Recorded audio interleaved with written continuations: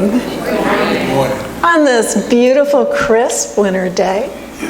Welcome to all who are here, all who are with us through the ethers, and those who will be watching at some point in the future. We welcome you all. And Happy New Year. Happy New Year.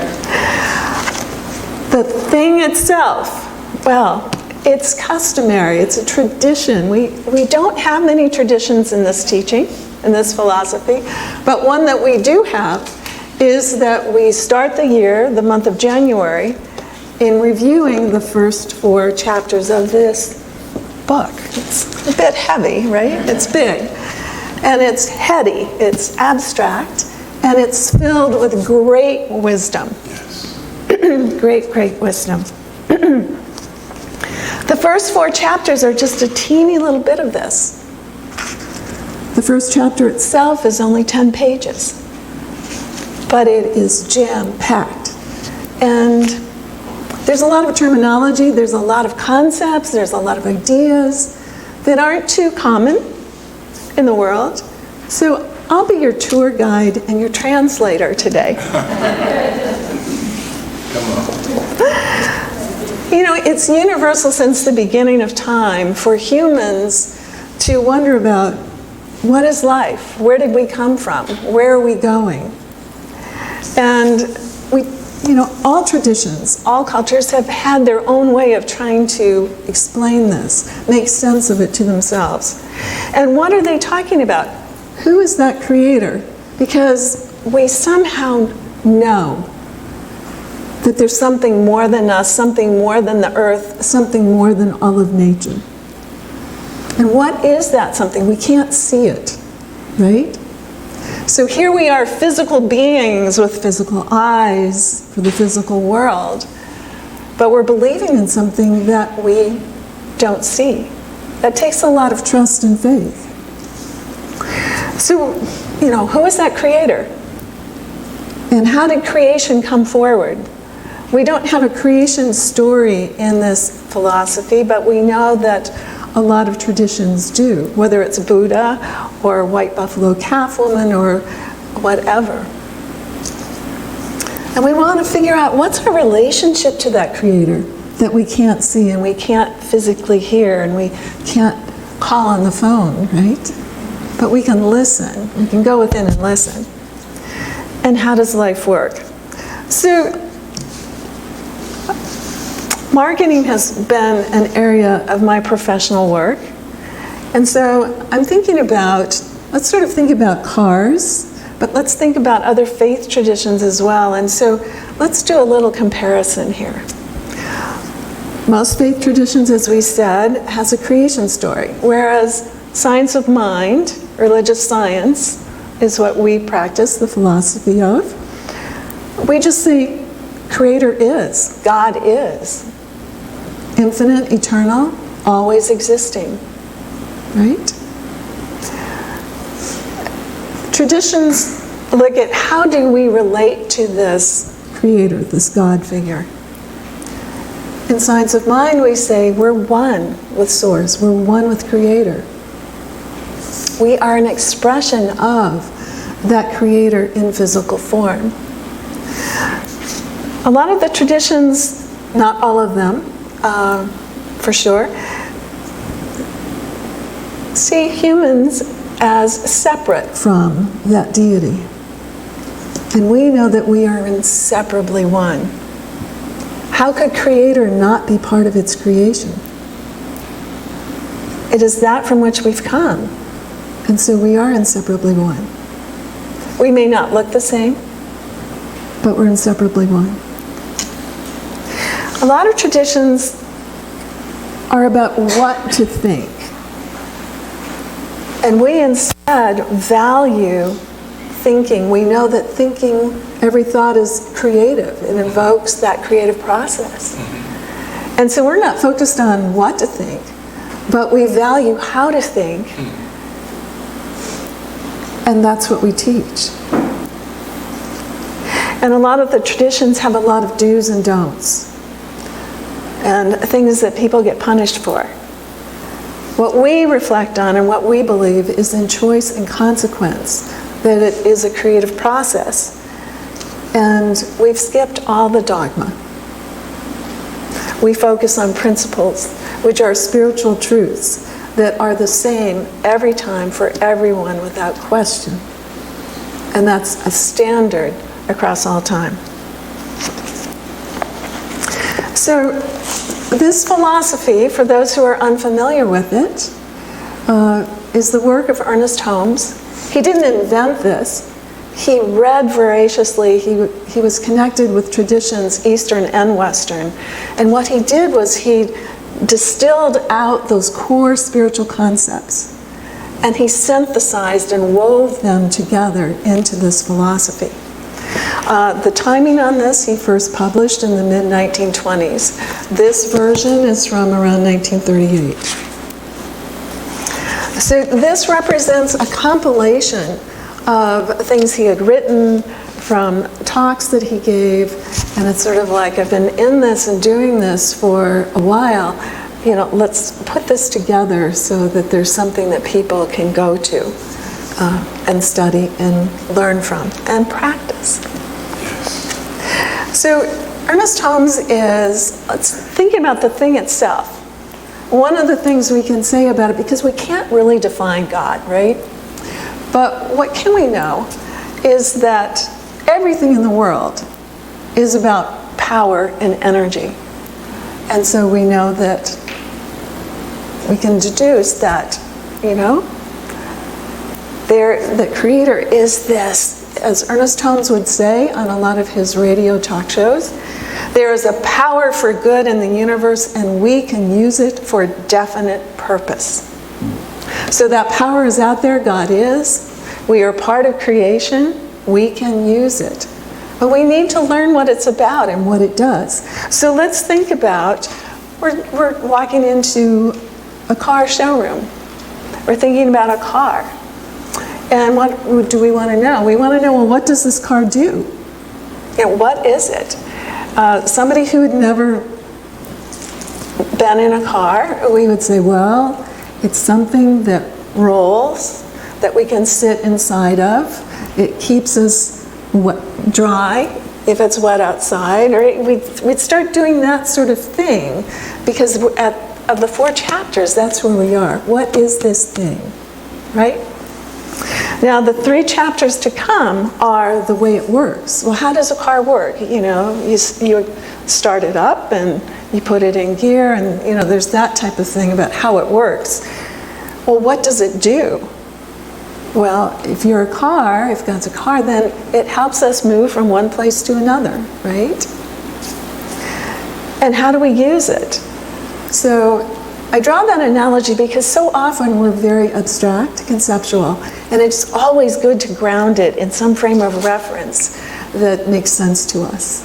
That helps us to apply it. And so, let's start talking about the thing itself and what's in this chapter. The first page is actually page 25. And there are 3 paragraphs. He starts out strong. There are 3 bold assertions that he makes. The first one is about religion and science. That's different, but oh, wait a minute, we're called religious science. Okay, all right. He talks about freedom from bondage.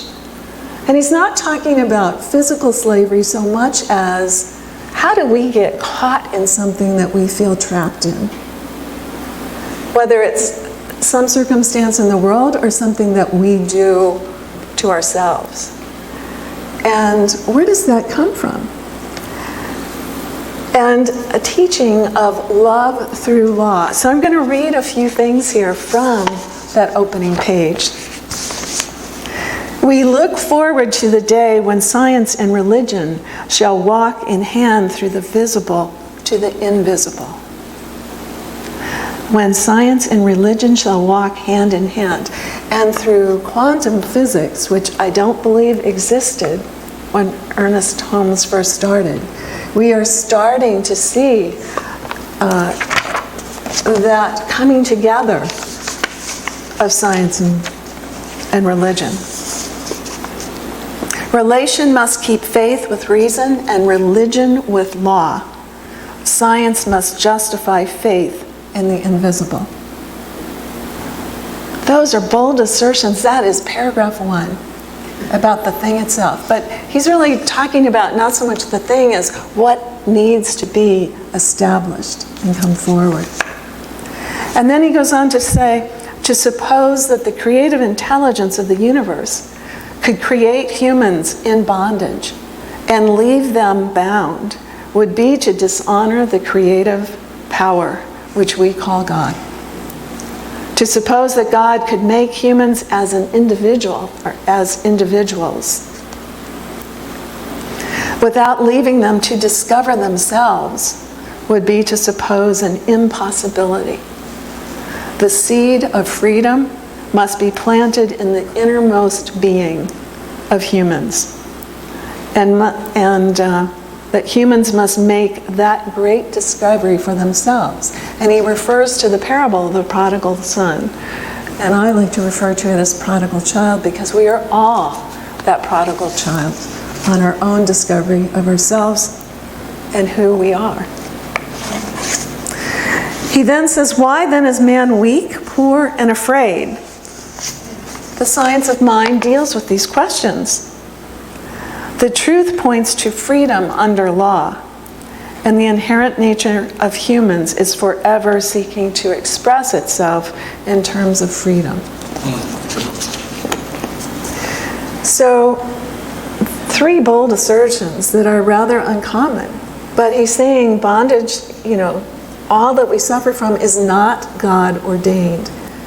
Bringing it back, bringing it home to that thought is creative. And that we are creative beings because we are thinking beings, and every thought creates.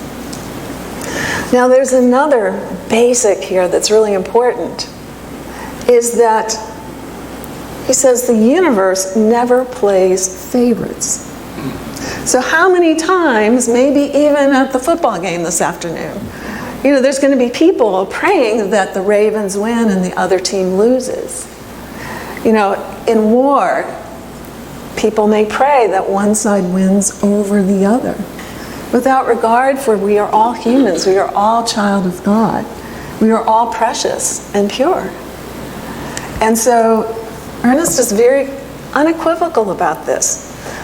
He says the universe never plays favorites. It is no respecter of individual persons. Now in politics, some people have leverage. And things may go a certain way based on that power of the individual, but not so in the spiritual world. He says God does not play favorites. Your prayer is not going to be more powerful than your prayer. There's not something we can do to convince God to change the game for us individually. So in other words, what we know is that prayer is not about changing God's mind. It's about changing our consciousness so that we are showing up differently. We are showing through that prayer how we can release whatever it is that is troubling us, how we can embrace whatever it is that we are wanting to experience next. And these are universal principles that work every time the same way for everybody. No exceptions. And then there's a key there. He says, an ignorance of this natural law does not excuse you from the consequence. So we can't claim, I didn't know. It calls us to mindfulness and responsibility. And that's really hard. He also said, this is simple, but it's not easy. And one of the reasons it's not easy is because we have to be mindful.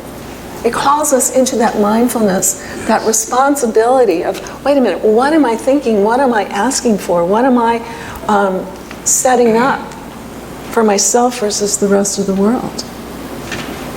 Doesn't play favorites.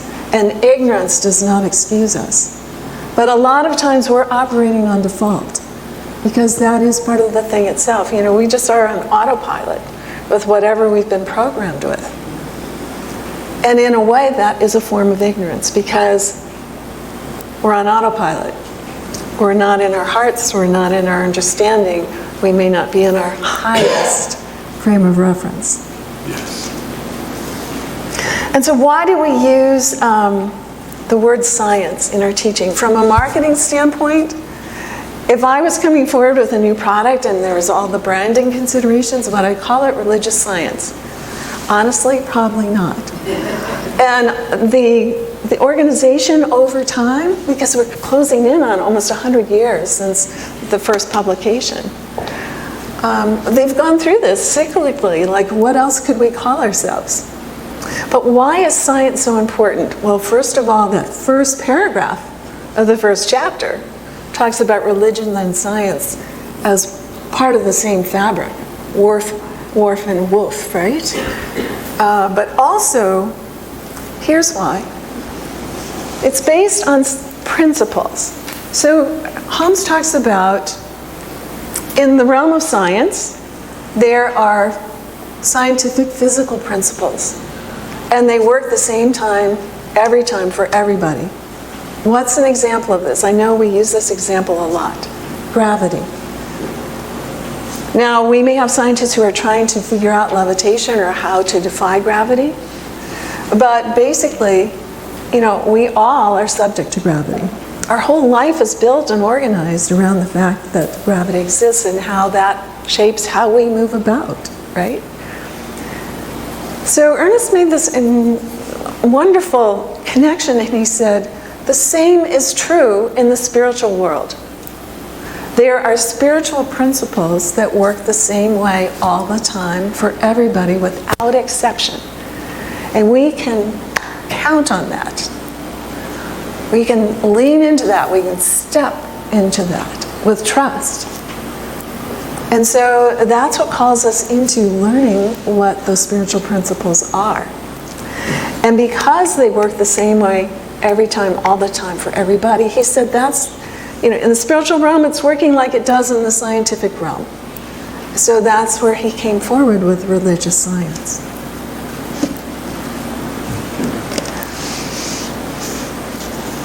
And he goes on to talk about mind. Because creator, we have hundreds of words, perhaps thousands, that we could use as descriptors, adjectives of creator, of God, without ever being able, because we are of God, we are God in expression, but we are not all of God individually. We don't have that we have access to that universal mind. Our use of our mind is within that encapsulation of universal mind. But they're not exactly the same. We're a bit of a subset, and that helps us to be individual, to be unique, to be distinct. It adds interest. It seasons the pot, right, of life. And that it's all about consciousness. So he goes on in chapter 1 that there is this limitless power of God that we can use. It's for human use. But the thing to know is, just like driving a car, you've got an engine that can go, right? But if you keep going, you might run into something. So you also need to know, wait a minute, how do I maneuver here? There's things called brakes, right? Or, for example. That power is there for us to use. We need to learn how to use it. And that will be chapter 3, or chapter 4. It's in the 4, right? And he says that understanding that we are part of this oneness of all creation of the universe, that we are God in expression and that thought is creative, he said that is the greatest discovery for humans of all time. And that's what brings us to that need to be mindful, on our toes, aware in every moment. There's a sentence that he has. He says, and he's referring to this as law. That spirit is thought, that thought is creative, but there is another component of creator, which we call law. Now, law in this context is not like the laws of the land, per se. Rather, it is this, I almost want to use the word mechanism, but that sounds a little bit too machine-like. It is this part of the thing itself that converts that thought, that desire, that feeling into some form of experience or manifestation. Come on, yes. Right? And so if you look at the diagrams in the back of the book, he talks about the masculine and feminine principle, divine feminine, divine masculine. And so it's a wonderful analogy to us in that there is that which is the inception of something that is conceived. And in the divine feminine, it is that which is bringing forth into form which was invisible. Does that make sense? Yes. Okay. And that we are not punished by this law. So when we break a law out there, whatever it is, there's something that often happens. But he said, we don't believe in punishment under the law, that it is a matter of cause and effect, of choice and consequence. And so that's part of the mindfulness, I am wisely choosing, and I know that I'm choosing the consequence I'm willing to undergo as a result of making this choice.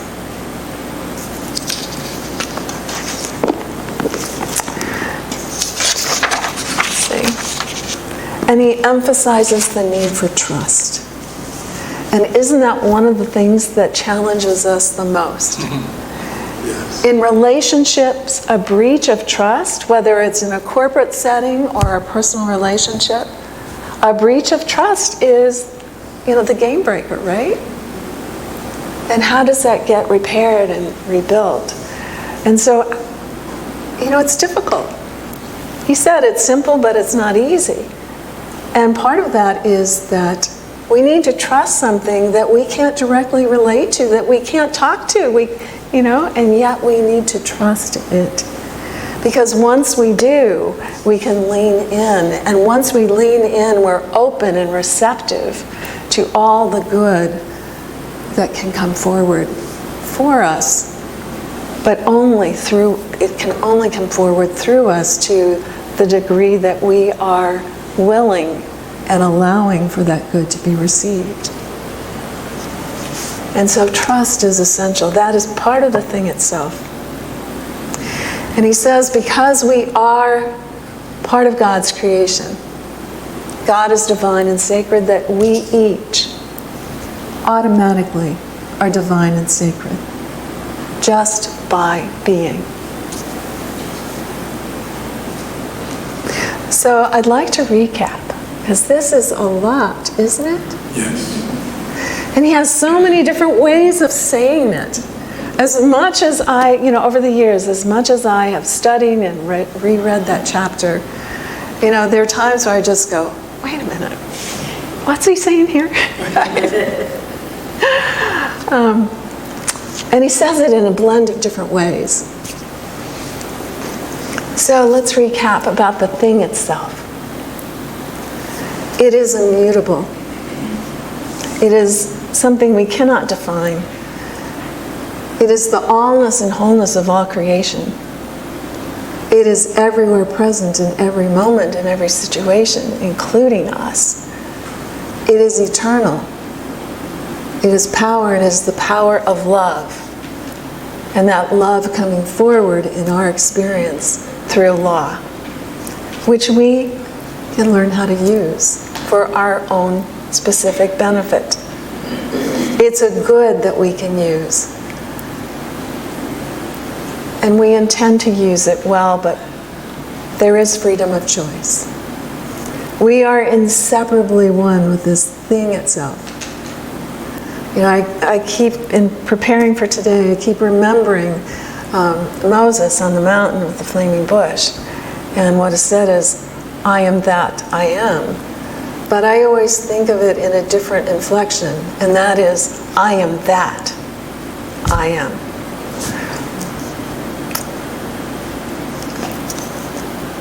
As part of creation, that we too are divine and sacred, that spiritual principle works the same way every time with everybody. There are no favorites. And it's not about changing God's mind. It's about changing our consciousness.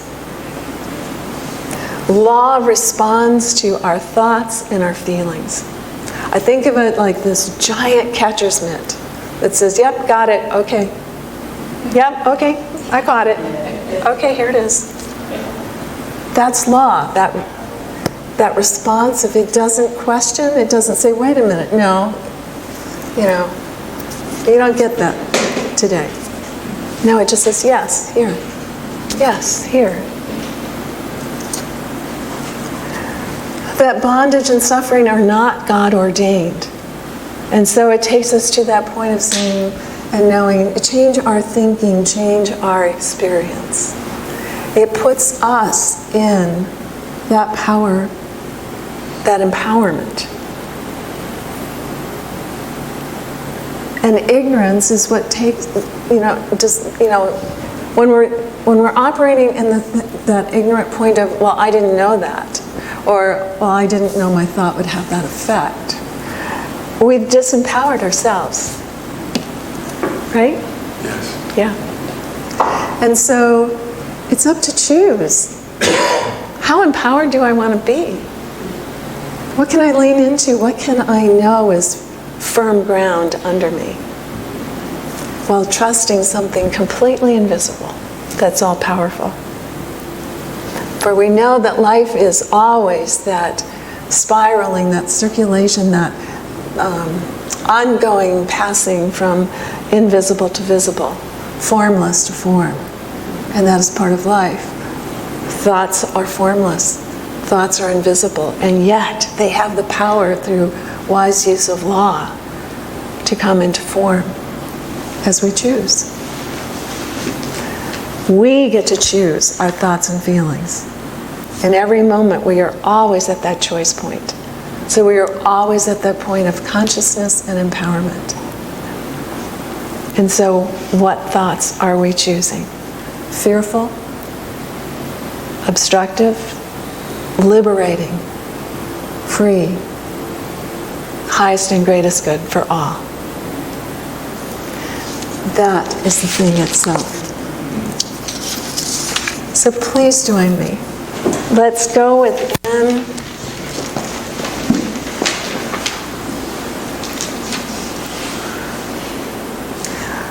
Together we know that this thing itself, this thing we call God, is the allness and wholeness of absolute power, infinite, eternal, everywhere present, in every moment, in every situation.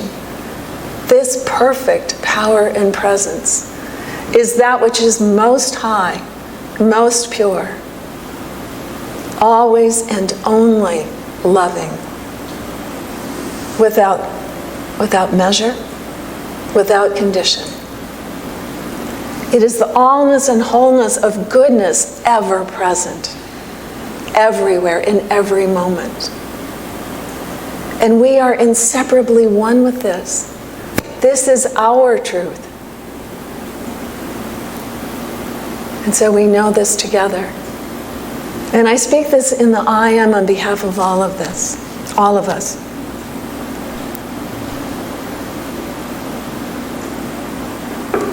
I am inseparably one with the creative power and presence that I call God. I know that infinite goodness of every manner is present. It is present right here, right now. I may not be able to see it, touch it, feel it, smell it, but it is present and it awaits my direction, my use of the choice I make.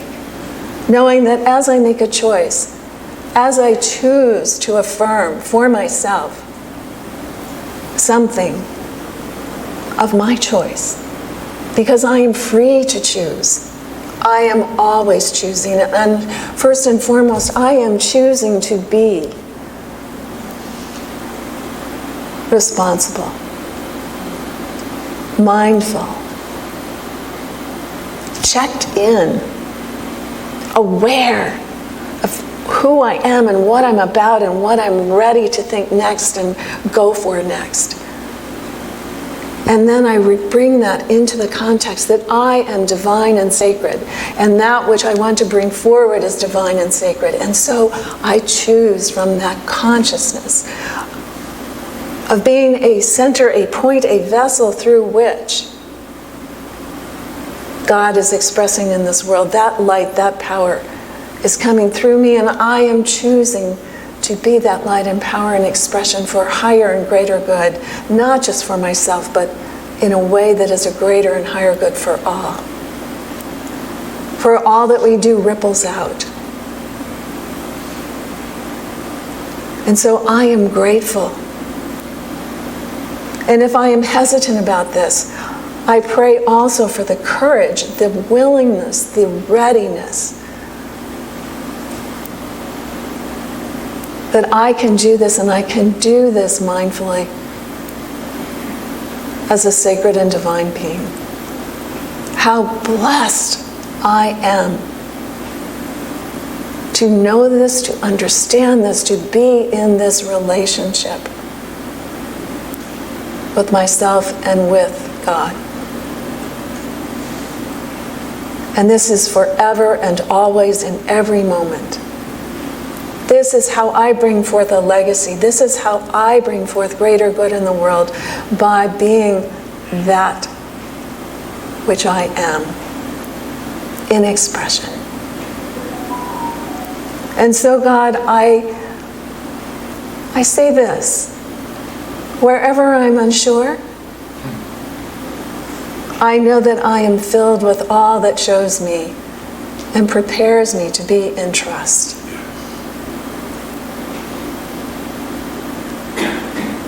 And wherever this is calling me to change so that I live into what I'm asking for, what I'm declaring, that I am supported in every way to be in that readiness to fully receive. And that this comes forward in a way and at a pace that suits my evolution, my transformation, and my readiness to be that welcome vessel. I am so grateful that I understand this thing itself. Thank you. And so it is.